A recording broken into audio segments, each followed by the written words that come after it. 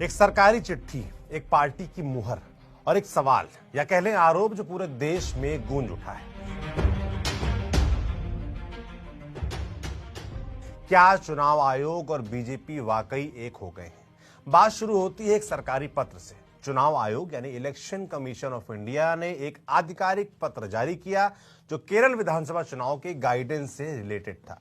लेकिन जब ये लेटर लोगों की नजरों में आया तो उस पर कुछ ऐसा था जो होना बिल्कुल नहीं चाहिए था। उस सरकारी लेटर पर, इलेक्शन कमीशन के लेटर पर लगी थी भारतीय जनता पार्टी की केरल यूनिट की मुहर। सवाल उठा कि एक संवैधानिक संस्था जो किसी भी पार्टी से पूरी तरीके से निष्पक्ष होनी चाहिए, उसके कागज पर एक राजनीतिक दल की छाप कैसे आई? बवाल मचना लाजमी था। सबसे पहले इस पर नजर गई केरल में सत्ता पर काबिज कम्युनिस्ट पार्टी ऑफ इंडिया मार्क्सवादी की। उसने ये लेटर अपने सोशल मीडिया हैंडल्स पर पोस्ट किया और तंज कसा कि मोहरें तो बड़े आराम से बदली जा रही हैं और पूछा कि क्या बीजेपी ने अब सारा नाटक छोड़ दिया है और सारा खेल अब खुल्लम खुल्ला हो गया है।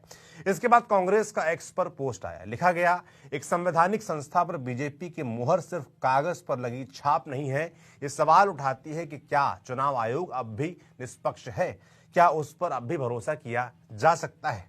इसके बाद ट्विटर, फेसबुक, इंस्टाग्राम, हर जगह ये तस्वीर आग की तरह फैल गई। विपक्षी दलों ने इसे चुनाव आयोग की निष्पक्षता पर बड़ा सवाल बताया।